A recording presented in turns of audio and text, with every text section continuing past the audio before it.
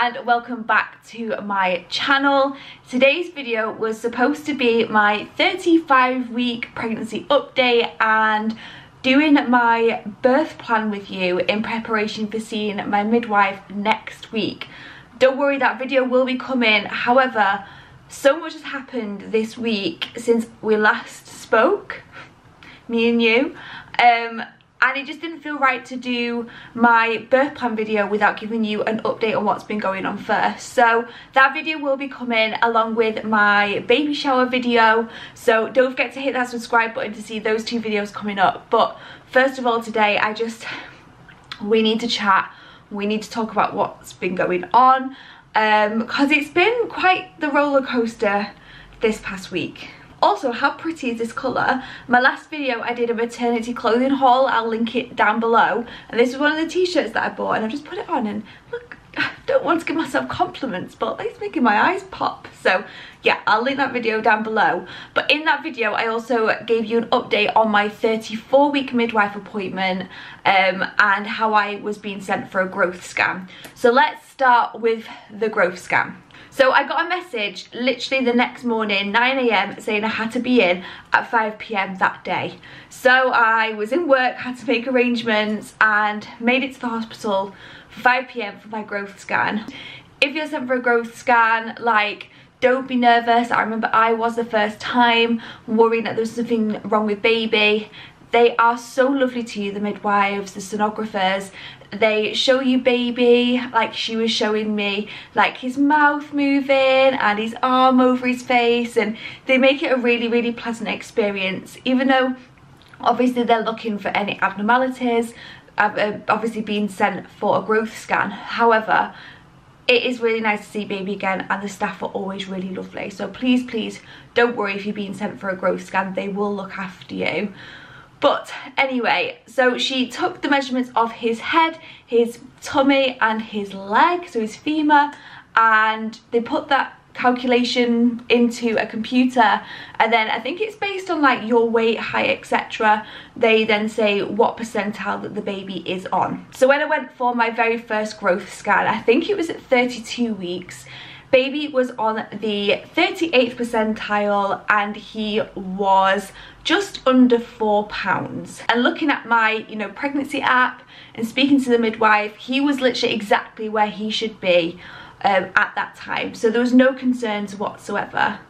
2 weeks later, I went for another midwife appointment. Again, my fundal height was measuring smaller, which is a big surprise to me because my bump feels relatively big now. And I went for another growth scan, as I mentioned, and this time baby was on the 56th percentile and he was 5 pounds and 9 ounces. So he put on like 2 pounds in 3 weeks, which is amazing. They did say that his tummy measurement was bigger, so not in terms of like bigger, concerning, but that's sort of where like most of the growth was, which was interesting. I did ask another midwife about this later on because I was worrying about it, even though they told me not to, because classic mum pregnant, that's what you do. And they said it could be many reasons why his tummy measurement was bigger. He could have a full bladder, it could be meconium, he could be swallowing fluid at that time, and we could actually see him like opening his mouth and practicing breathing apparently, which was amazing.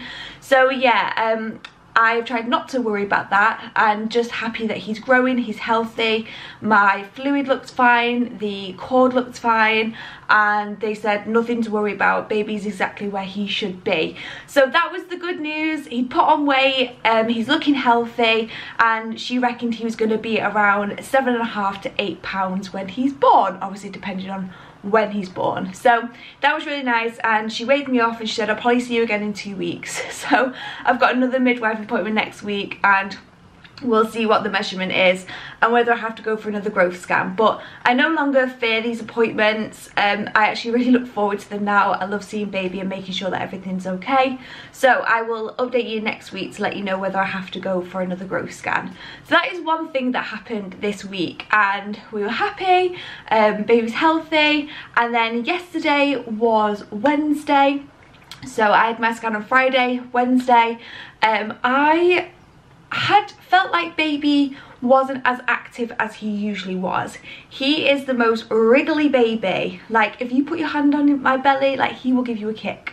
Like, he's really responsive, really wriggly. He's never really got into a pattern with his movements, so he does move regularly throughout the day.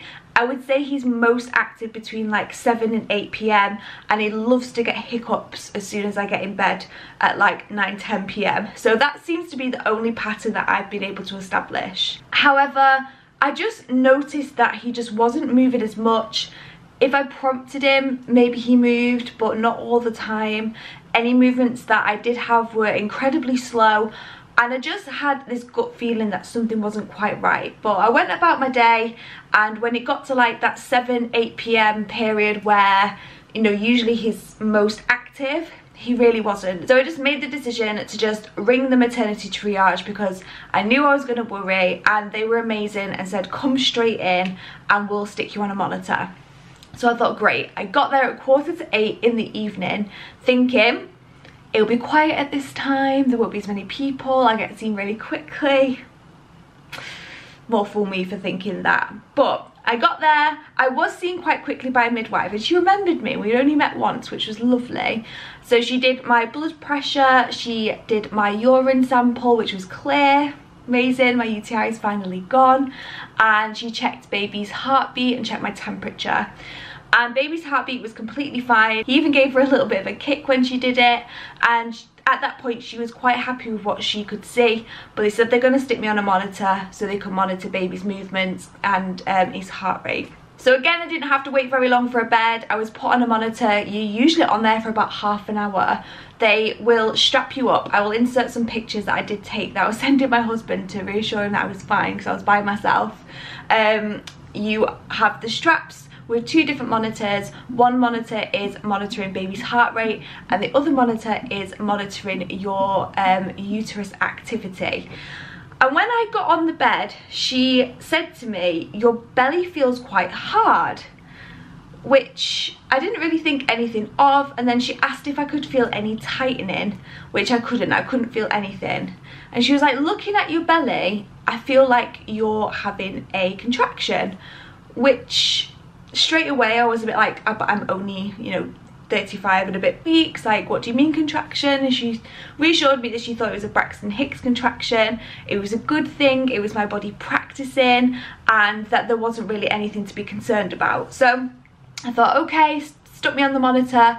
You get a little clicker and you have to press that every time baby moves, and then they look at all your stats, so his heart rate, when you've clicked the clicker to say it's moved, and any kind of uterine activity, which, unless you're having contractions, there shouldn't be any kind of uterine activity.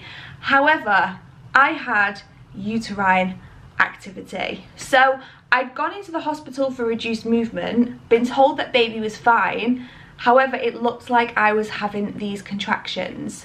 So I then was put back in the waiting room and told that I had to see a doctor, and this was a senior doctor who were incredibly busy on the delivery ward. Apparently there was 2 theatres open, 2 people having C-sections, loads of women, so it was a long wait. I think I waited about 3 hours to see a doctor. At this point it was like midnight. I almost discharged myself because I was by myself, getting very tired, was going to have to drive home. But they were very much insistent on wanting to check what this movement was in my uterus. So as soon as I mentioned that I was going to discharge myself, a registrar came straight to see me, and she put her hands on my belly. At this point it was soft, I wasn't having any kind of contractions. She could feel baby moving, which was positive, and she suggested that I go back on the monitor again so that we could see whether I was still having this uterine activity. So that's what I did, spent another half an hour on the monitor. At this point I think it was like 20 to 2 in the morning. It was really late. Baby was happy, he was moving, his heartbeat was good, but I was still having a bit of uterine activity. So they asked me to wait to see the doctor again so that we could make a decision of what's going to happen. They didn't want to scare me, I think, but I always like to be informed, and I asked, you know, what does this mean? Like, it's 2 o'clock in the morning, I am exhausted. At this point I really wanted to cry. I just couldn't cope with being this tired anymore. The hospital chairs were really uncomfortable and I just really wanted to go home. And that's when the midwife said to me, we need to check whether you're actually in early labour. And at that point I was a bit like, oh, I thought these were just Braxton Hicks, but they can't confirm. So I had to wait for the registrar to come and see me, and they came with a doctor as well, and they suggested that they wanted to do an internal examination to check whether my cervix was closed. So they didn't really explain, sorry if you can hear that. That is rain, like torrential rain. If you watch my videos regularly, you'll know it rains here all the time. Literally, it is just like the rainiest month ever. In the past, I've been offered internal examinations and declined because I've been going in for pain, but there's never been any indication that I'm in early labour. So at first I declined. I said, you know, does it look like I'm in early labour? Like, is that what you think? And I explained that I have endometriosis. I find internal examinations incredibly painful, stressful. It's 2 o'clock in the morning. I've been here for 6 hours. Like, I'm really tired. You know, I wanted to make sure that it wasn't just like a tick box activity and that it genuinely actually really needed doing. So the doctor was amazing. She was really understanding. She went and found the registrar, brought him to the room, and he explained that considering I was still having some kind of uterine activity on my second monitoring, he really didn't want to send me home without knowing whether my cervix was open or closed. So I said yes to the internal. I was very brave. He was incredible.